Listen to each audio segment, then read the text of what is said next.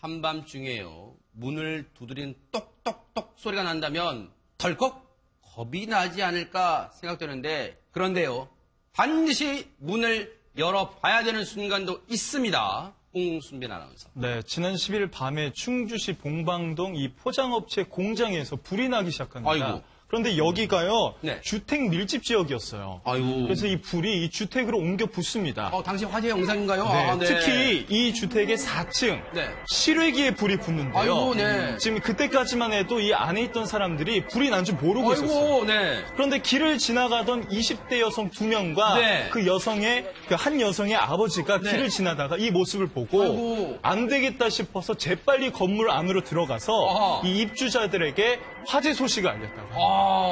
아니 근데 김복진 형님 지금 영상으로 봐도요, 뭐 이 시커먼 연기, 불길, 뭐 상당히 이게 이 작은 불이 아니에요, 화재가 아닌데 어떻게 그 세 사람은 어떻게 그 건물 속으로 들어가서 알렸다는 얘기예요? 아마 지나가다가 조금 전에 우리 그 홍순빈 아나운서 말씀하신 것처럼 네. 이 실외기에서 그 원룸 주택, 네. 실외기에서 옮겨 붙는 걸 발견하고 이대로 두면 큰일 나겠다 싶으니까. 네.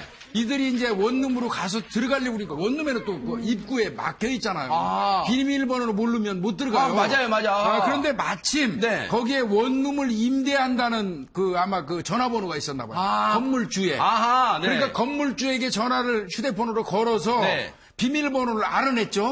그리고 아까 그 여성 둘하고 네. 55세 된 그 아버지한테 네. 세 사람이 들어가지고 각 층마다 세대마다 이 벨을 초인종을 누르면서 네. 화재가 발생했다고 알려줘가지고 세상에. 다 무사히 희생이 없이 끝날 수 있었습니다. 네. 진짜 이거는요, 요즘 말로 대박이에요. 진짜 이분들 아니었으면요, 더 진짜 큰 인명피해가 날 뻔한 그런 화재 사고인데, 홍순빈 아나운서, 이 세 분 덕분에 실제로 많이 이 목숨을 구하신 분들 지금 있다면서요? 있습니다. 네. 일단 이 건물 2층에는요, 또 장애인분이 살고 계셨습니다. 세상에. 그런데 이제 초인종 소리를 듣고 나와서 대피를 할 수 있었고요. 네. 건물 4층에서는 이 할머니와 또 손자 2명, 5살, 3살 아기가 아이고, 있었는데 세상에. 불난 사실을 할머니가 모르고 있다가 진짜예요? 네, 초인종 아이고. 소리가 들리니까 급히 아이를 깨워서 네. 데리고 나왔는데 데리고 나오는 과정에서도 그 여성 두 명이 각각 아기 1명씩 업고 나왔다고 합니다. 네. 근데요, 저 불길도 불길입니다만, 김복진 형님, 네. 화재 사고에서는 저 연기 유독가스가 정말 위험하잖아요. 항상 그 화재 사고가 발생하면요 사람이 가장 많이 사망하는 거는 네. 유독가스예요. 그래서 서로 저거 조금만 늦었다면 네. 불이 붙어서 피신 자체를 할 수가 없었을 거예요. 가스에 중독돼서. 근데 추단비 변호사님, 마침 정말 일이 풀리려면 그렇게 하늘 도우나 봐요. 마침 그곳을 지나던 세 분 중에 두 여성분 있고 그 한 여성의 아버님 계셨는데 그 두 여성은 대체 어떤 사이예요, 그러면? 이 두 여성분이 친구 사이라고 합니다. 네. 이 두 여성분 중에 한 분의 동창이 나중에 얘기한 걸 보면은 평소에도 유기견이나 유기묘를 돕는 봉사활동을 많이 한 좀 심성이 착하신 분들이었던 거예요. 근데 여성 두 분 중에 한 분이 다음날 결혼을 하게 돼서 도와주려고 이 친구분네 집에 놀러를 갔다가 가는 길에 본 겁니다. 그래서 친구 두 분과 아버지가 함께 돕게 됐는데 이분들이 굉장히 또 대처 능력도 뛰어나신 게 주변을 보니까 막 불길이 이렇게 치솟고 있으니까 신고를 했느냐 물어봤더니 신고가 벌써 된 거예요. 그럼 신고하면 보통 다행이다라고 생각할 수도 있었지만 둘러보니까 저 원룸을 왜 하필 들어가게 됐냐면 저 원룸에 문이 다 닫혀 있었던 거예요. 그래서 보통 밖에 웅성웅성하면 사람들이 나와야 되는데 저 원룸 건물에 문이 꽉꽉 닫혀 있어서 안에 사람들이 나오지 않았던 겁니다. 그래서 저분들 저렇게 두면 위험하실 것 같다라고 생각을 해서 아까 홍순빈 아나운서가 말씀하신 것처럼 그런 재치를 발휘해서 도와주게 된 겁니다. 그러니까요. 정말 저 두 분은요. 정말 대단하신 열정 그리고 이 남을 돕고자 하는 의지 그런 걸 갖고 계신 분들인데 앞서 말씀드린 대로 친구 사이입니다. 두 여성분이요. 그리고 그 한 여성분의 아버님 세 분이서 길을 가다가 이렇게 발견했는데 당시 화재 사고 때 이 원룸에 사시는 주민분들에게 도움을 주셨던 분 중에 한 분인 이슬기 씨의 얘기를 저희 뉴스파이터 제작진이 직접 들어봤습니다. 1층에 실외기를 이제 더 타고 한 두 번째 거에 불길이 닿을 정도까지는 불길이 올라왔었거든요. 네, 그리고 창고 있는 데서 뭐 안에서 뭐가 터지는지 팡팡 이게 막 터지는 소리도 나고 그랬었어요. 밖에서는 연기가 좀 많이 난 편이었고요. 다행히 저희가 들어왔을 때는 안에는 유독가스가 차지 않은 상태였었어요. 저희가 이제 도착했을 때 주변 분들한테 신고했냐 그러니까 신고했다 그러더라고요. 네. 예, 그런데 이제 원룸 분들은 대피를 못한 것 같아서 그래서 이제 대피를 시키게 된 거고 친구랑 저랑 애기 하나씩 데리고 내려왔고 딴 데는 이제 문 두들기면서 나가라고 지금 불렀다고 그냥 그렇게만 했거든요. 네, 친구 아버님이랑 친구랑 이렇게 저랑 셋이 하다가 이제 애기들 저희 데리고 내려올 때쯤에 네. 젊은 한 20대 초반 정도 돼 보이는 남자분들 두 명인가 세 명 정도가 네. 같이 도와주셨거든요. 밖에서 또 뭐 불이야 막 이렇게 하시는 분도 계셨었고, 네. 근데 원룸 분들은 이제 창문을 다 닫아놓으니까 그 소리를 못 들었다 그러시더라고요. 아, 맞아요. 요즘 날씨도 쌀쌀하고 춥고 그래서 아마 창문 보온 때문에 이 실내 이 보온 때문에 창문을 꼭꼭 닫아놓으셨기 때문에 밖에서 웅성거리는 소리를 못 들으셨을 거예요. 그런데 이렇게 되면 홍수민 아나운서 이 네. 저분들의 도움으로 또 신고도 됐고 하니까 소방차가 또 와서 급히 또 불을 껐을 거 아니에요 또. 네, 그렇습니다. 일단 빨리 신고가 됐기 때문에 네. 서둘러서 이제 소방차가 도착을 했었는데 사실 한 가지 애를 먹었다고 합니다. 아, 뭡니까? 이 골목에 이제 네. 차들이 이제 주차가 돼 있어가지고 아하. 공간이 이제 나지가 않았던 거예요. 네. 그래서 이 차주들을 직접 하나하나 다 불러서 차를 다 빼게 하고 이제 그 유독가스까지 이제 다 처리를 했다고 합니다. 이게요, 김복준 의원님. 예.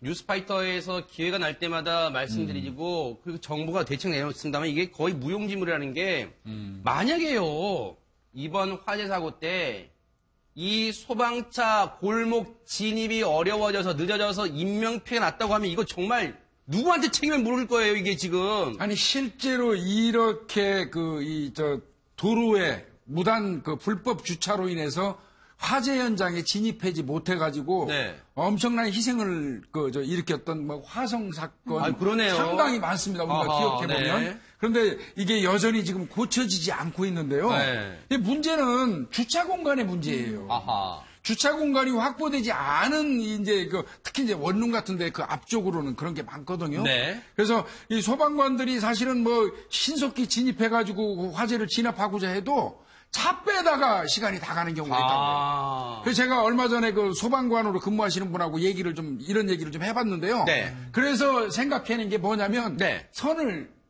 저쪽 댈 수 있는 데까지 대놓고 네. 거기서 선을 이어가는 작업을 한다. 아이고 세상에 소방호스를요. 네, 소방호스를 이어가는 작업을 하다 보니까 굉장히 어려움이 많다 이런 얘기 하시더라고요. 이 화재 사고도 분명 골든 타임 같은 게 있을 거 아니에요, 이인철 그럼요. 변호사님. 그렇죠. 그러니까 이런 차 혹시 처벌할 수는 없는 거예요? 근데 이제 이 사람들이 그 차를 빼달라 그렇게 계속해서 이제 통보를 했는데도 불구하고 차를 빼지 않았으면 처벌할 수가 있겠죠. 뭐 교통방해죄로 처벌할 수 있지만 네. 전혀 모르는 상태에서는 사실 불법 주차잖아요. 불법 주차이기 때문에 형사처벌은 어렵고 이제 범칙금이나 아니면 즉시 견인할 수 있는 제도가 생겼어요. 그리고 이럴 수가 있습니다. 이제 그 외국 영화 보면은 네. 고급 차가 있는데 소방차가 길을 딱 막으니까 소방관들이 바로 그냥 차를 부숴가지고 차를 치우더라고요. 우리나라로 이렇게 이제 어떻게 보면 정당 행위가 될 수 있으니까 소방차의 길을 막는 차는 아무리 고가의 차라도 그냥 바로 그냥 치울 수 있는 그런 제도가 좀 생겼습니다. 사실 우리나라 이제 주택을 지을 때 이런 골목 최소 4m의 폭을 만들어 놓도록 규정을 하고 그래요? 있는데 사실 이제 불법 차량 한 대만 세워놓으면 그 폭이 없는 거예요. 그러네요. 왜냐하면 소방차 폭이 소형은 2.5m고 중형은 2.6m, 네. 대형은 3m인데 이게 못 들어가면 이제 불법 차량에서 못 들어가면 문제가 될 수 있는 거죠. 그런데요, 사실 이 세 분이요, 그 두 여성분과 그 한 여성의 아버님 있잖아요. 그리고 한 여성분은 그 다음날이 결혼식이래요. 세상에. 자기의 1륜이 대사를 앞두고도요, 이런 화재를 보고 주저함이 없이 바로 원룸 안으로 달려 들어가서 주민을 대피시켰는데 앞서 들으셨죠?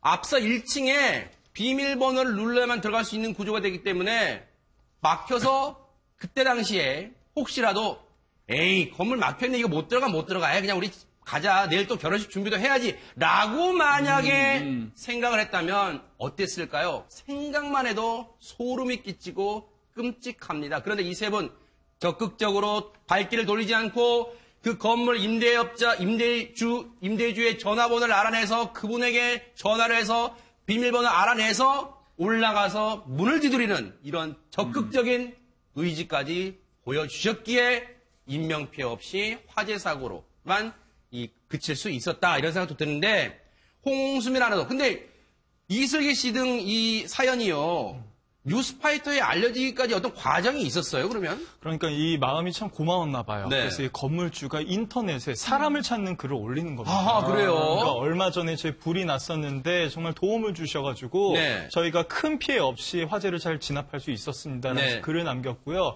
그 다음에 그 여성분들을 찾는다는 아하. 글까지 이제 처음에 올린 겁니다. 아, 그렇군요. 이 건물주님도 참 대단하신 분이에요. 그냥 그 고마움이 당연한 걸로 여기지 않고 이분 덕분에 입주민들이 큰 피해를 당하지 않았다. 이 고마움을 찾고 그분을 의인을 찾는다는 안내 글을 보고 이 사연이 알려지게 됐는데 김복준 의원님, 예. 의인하니까요. 예. 의인하니까 생각이 납니다. 우리 잊지 말아야 될 초인종 의인, 이른바 안치범 씨 얘기를 우리가 잊을 수 없잖아요. 예, 그게 2016년 9월에 새벽 4시에 일어났던 사건이죠. 마포구 서교동 원룸 화재 때. 그때도 원룸이었네요. 예, 예. 그때, 그 안치범 씨가 네. 일일이 다니면서 네. 저 사람을 구조하고 초인종 누르면서요. 예, 예, 네. 본인은 쓰러졌죠. 네. 예, 그래서 그런 의인이 좀 생각이 납니다. 진짜. 그때 안치범 씨가요, 일일이 사망했죠. 예. 그 입주민들, 원룸에 계신 입주민들을 일일이 다 밖으로 대피시킨 다음에 한 분이라도 더 구하기 위해서 계속해서 그 유독가스가 가득 찬 건물 안에 들어가서 계속 구하려다가 초인종 누르면서 바로 저분입니다. 네. 안치범 씨입니다. 그렇게 밖에서 볼 때 시뻘건 불길이 치솟고 유독가스가 나오고 있기 때문에 주저함없이 원룸으로 들어가서 초인종과 문을 두드리면서 화재를 알렸던, 하지만 소방관들이 안치범 씨를 발견했을 당시 안치범 씨는 옥상으로 향하는 계단에서 몸을 구부린 채, 웅크린 채 예. 숨져 있었던, 질식해 쓰러져 있었고 같은 달 20일 끝내 숨을 거둔 안치범 씨입니다. 이인철 변호사님, 네. 우리가 사실 조금 전에 했던 그 화재 사고도 그 세 분이 없었으면 아마 큰 사고로 이어질 뻔했고 그 세 분도 하마터면 도움을 주신 건 정말 감사한데 하마터면 큰 본인들도 화를 당할 뻔한 그런 사고였어요. 안치범 씨는 당시에 의사자로 지정이 됐죠? 이사제로 지정이 돼서 네. 뭐 보상금도 받았는데 이번 사건의 여성분들이 있잖아요. 정말 훌륭한 게 뭐냐면 이 안치범 씨가 이렇게 사망까지 하는 사건을 분명히 알고 있었을 맞아요. 거예요. 네. 얼마나 위험하다. 네. 그걸 알고 있음에도 불구하고 자신의 몸을 이렇게 던져가지고 다른 사람들 구했거든요. 네. 정말로 훌륭하고요. 우리 법에서 인정하는 최대한의 그런 맞아요. 뭐 보상을 좀 해줬으면 좋겠습니다. 그러니까요.